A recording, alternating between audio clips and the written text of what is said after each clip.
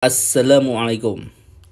Sebagai seorang yang hobinya slow jogging atau bahasa kerennya itu pelari yang berlari pelan, saya selalu menggunakan smartwatch untuk memantau berapa detak jantung, berapa jarak, serta berapa pace lari saya. Karena saya bukan tipe pelari profesional, mubazir jika saya menggunakan smartwatch yang harganya mahal. Karena itulah, saya menggunakan smartwatch yang harganya ramah di kantong. Seperti smartwatch ini, yaitu Huawei GT2e.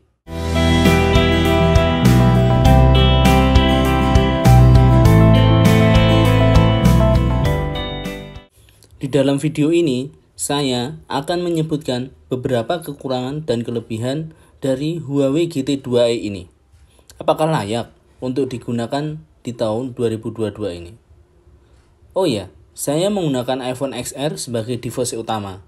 Jadi mungkin pengalamannya sedikit berbeda dengan rekan-rekan yang menggunakan device Android. Kita mulai dari kekurangannya dulu. Yang pertama, susah connect dengan Strava. Strava adalah satu jejaring sosial terbesar bagi para pelari. Di dalam Strava, kita juga bisa melakukan interaksi dengan pelari lain. Posting-posting foto, pamer pace, bahkan untuk kompetisi.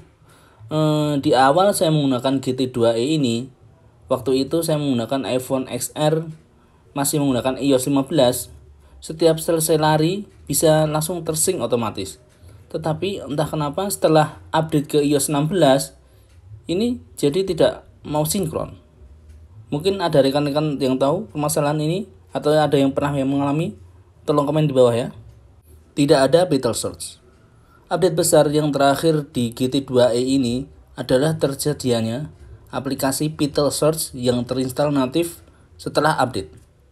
Namun, lagi-lagi karena saya pengguna iOS, jadi fitur ini tidak bisa muncul. Sayang sekali ya, beruntung rekan-rekan di sini yang menggunakan Android. Yang ketiga, watch face terbatas. Bagi pengguna iOS, pasti banyak mengeluhkan keterbatasan jumlah watch face ini. Dan lebih menjengkelkannya lagi, kalau mau beli watch face yang berbayar, ribetnya minta ampun.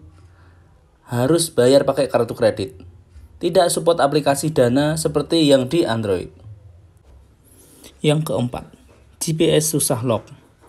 Pada waktu awal produk ini launching, banyak yang bilang GPS-nya bisa lock dengan cepat.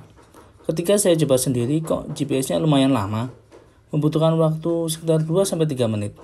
Apalagi kalau pas cuaca mendung, bisa tambah lama lagi dapat sinyalnya. Parahnya, pernah suatu waktu saya tidak mendapatkan sinyal GPS sama sekali.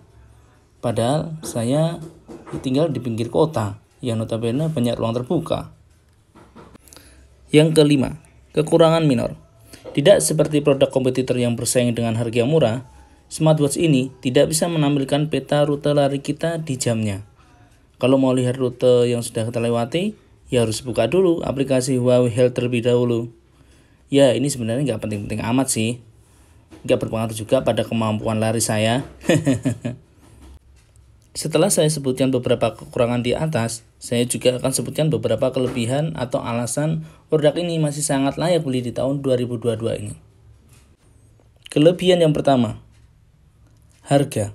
Produk ini di-launching pada tahun 2020. Harga pertama produk ini launching sekitar 2 jutaan. Karena Huawei sudah mengeluarkan seri yang terbaru, yakni GT3, alhasil harga produk ini pun sudah turun jauh. Di marketplace, kita bisa menemukan produk ini dijual barunya sekitar 1,1 sampai 1,5 juta.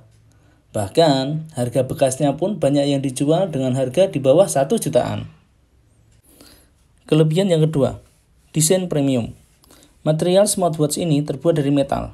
Ketika dipegang, feel premiumnya langsung terasa jam mahal gitu. Build quality-nya pun solid, dan material strapnya pun terbuat dari bahan karet yang bagus. Tidak membuat iritasi di kulit saya. Warna strapnya pun bermacam-macam. Ada yang merah, mint green, hitam, serta putih. GT2e juga sudah water resistant dengan kedalaman 5 atm, yang berarti bisa dipakai menyelam di kedalaman sampai 50 meter. Tapi saya belum pernah coba, karena saya nggak bisa berenang. Kelebihan yang ketiga, baterai lumayan awet. Huawei membenamkan OS mereka sendiri, yaitu LED OS. Ditambah koneksi Bluetooth versi 5.1 yang terkenal akan hemat daya. Dipadukan dengan layar AMOLED, sukses membuat smartwatch ini bisa bertahan sampai 14 hari, kata Huawei. Pengalaman saya, pakai jam ini cuma bisa bertahan 6 hari aja. Dengan pola pemakaian, dipakai jogging 3 kali seminggu. Lalu, untuk memantau pola tidur. Kelebihan yang keempat, sensor heart rate lumayan akurat. Saya pernah memakai beberapa macam merek smartwatch. Salah satu merek yang termahal yang pernah saya beli adalah merek Garmin, yaitu seri Forerunner 45. Yang notabene harganya 2 kali lipat lebih mahal daripada GT2i ini. Tapi karena Garmin sudah laku duluan, yang saya nggak bisa membandingkan satu persatu ya. Seingat saya, kemampuan heart rate-nya, penghitung jumlah langkahnya, hasilnya mirip-mirip dengan GT2i ini.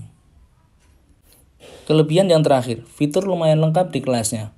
Sensor barometer, cek. Sensor altimeter untuk mengukur ketinggian, cek.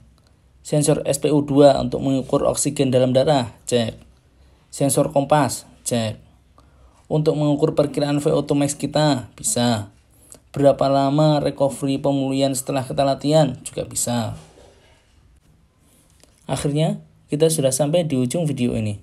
Kalau menurut saya sih, smartwatch ini masih layak untuk dimiliki. Jika Anda bisa mentolerir beberapa kekurangan yang saya sebut di atas. Bagaimana?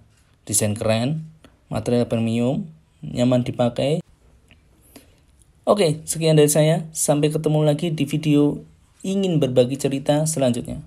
Terima kasih dan wassalamualaikum warahmatullahi wabarakatuh.